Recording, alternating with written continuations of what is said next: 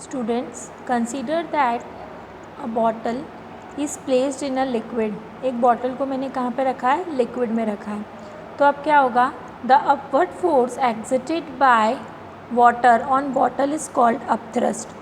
जो upward force लगेगा water का उस बॉटल के ऊपर, उसको आप क्या बोलोगे? अपथ्रस्ट या buoyant force. Means the force which is acting in the upward direction is called upthrust or buoyant force. In fact, all objects experience a force of buoyancy when they are immersed in a fluid. हर एक object जो है वो buoyancy के force को experience करता है जब अपन उसको किस में डालते हैं, या तो लिक्विड में डालते हैं या गैस में डालते हैं. फ्लूइड में भी आइदर लिक्विड और gas. The magnitude of buoyant force depend on the density of fluid. जो बायंट फोर्स का मैग्नीट्यूड होता है वो किस पे डिपेंड होता है? डेंसिटी पे. किसकी डेंसिटी पे? Fluid. It means where the object may be kept, it is consider as fluid. Fluid क्या होगा? जहाँ पे उस ऑब्जेक्ट को अपन ने रखा है. अब एक क्वेश्चन होता है कि कौन सा ऑब्जेक्ट यदि वाटर की सरफेस पे रखा है तो सिंक होगा और कौन सा ऑब्जेक्ट फ्लोट होगा. सिंक इट मीन्स कब डूबे जाएगा वो ऑब्जेक्ट और कब वो ऑब्जेक्ट उस वाटर की सरफेस पे ही रहेगा. तो इस क्वेश्चन का आंसर समझने के लिए अपन दो चीज़ें लेते हैं. एक तो अब मैंने लिया है नेल, इट मीन्स लोहे की जो खील होती है वो, और एक लिया है अपन ने कॉर्क. ठीक है. अब सबसे पहले अपन एक्टिविटी से समझते हैं इसको, बहुत इजी हो जाएगा. Take a beaker filled with water. एक बीकर लिया. Take a beaker filled with water. एक बीकर लिया जो किससे भरा है? पानी से.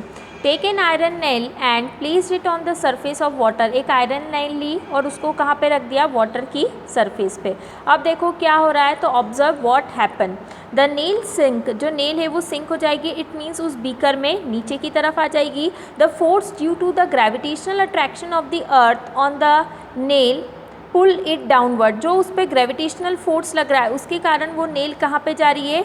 डाउनवर्ड जा रही है. There is an upthrust of water on the nail. लेकिन वो नेल पे अपथ्रस्ट फोर्स भी लगेगा, दैट इज़ अपवर्ड फोर्स भी लगेगा, विच पुशेस इट अपवर्ड. जो अपवर्ड की तरफ उसको खींचेगी. But the downward force acting on the nail is greater than the upthrust of water on the nail. लेकिन जो डाउनवर्ड फोर्स लग रहा है नेल पे वो ज़्यादा होगा किसके कंपैरिजन में?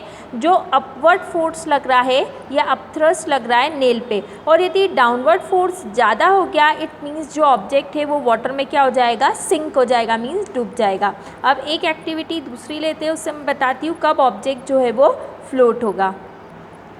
Take a beaker and it is filled with water. एक बार और बीकर लिया, वो किससे भरा है? पानी से. Take a piece of cork and an iron nail of equal mass. एक अपन ने कॉर्क लिया है, पहले अपन ने आयरन नेल ली थी, अब अपन ने क्या लिया है? कॉर्क. और दोनों का मास क्या है? सेम है. Then place them on the surface of water. वापस उस कॉर्क को मैंने क्या रखा है? वाटर की सरफेस पे. अब ऑब्जर्व व्हाट हैपन. तो क्या होता है देखो, the cork float while the nail sink. जो कॉर्क है वो क्या होगा? फ्लोट होगा. लेकिन जो नेल थी आयरन की नेल वो क्या हो गई? नीचे सिंक हो गई, डूब गई. This happen because of the difference in their density. ये इसलिए हुआ क्योंकि उन दोनों की डेंसिटी में क्या है? डिफरेंस. अब डेंसिटी क्या होता है? मास per unit volume. Unit volume का मास किसी भी सब्सटेंस का उसकी डेंसिटी होगी. The density of cork is less than that of density of water. जब मैं कॉर्क की बात करूंगी तो मैं बोल सकती हूँ कि कॉर्क की डेंसिटी वाटर की डेंसिटी के कंपैरिजन में कम है.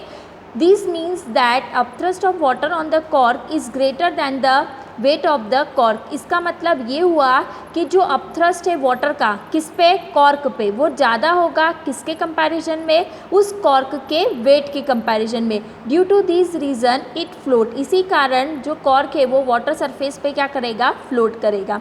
अब कंक्लूजन अपन ये बता सकते हैं, the density of iron nail is more than that of density of water. जो आयरन नेल की डेंसिटी है वो वाटर की डेंसिटी से क्या है? ज़्यादा है. This means that upthrust of water on the nail is less than the weight of nail. इसका मतलब ये हुआ कि जो अपथ्रस्ट है वाटर का किस पे? नेल पे, वो लेस है किसके कंपैरिजन में? नेल के वेट के कंपैरिजन में. So if upthrust is less than object is sink. यदि अपथ्रस्ट लेस हुआ तो ऑब्जेक्ट क्या हो जाएगा, सिंक हो जाएगा, इट मीन्स वो पानी में डूब जाएगा। Therefore object of density less than that of liquid float on liquid. ऐसा ऑब्जेक्ट जिसकी डेंसिटी यदि कम है लिक्विड की डेंसिटी से तो वो ऑब्जेक्ट फ्लोट होगा, और ऐसा ऑब्जेक्ट जिसकी डेंसिटी ज़्यादा है लिक्विड की डेंसिटी से तो वो ऑब्जेक्ट क्या हो जाएगा, सिंक हो जाएगा।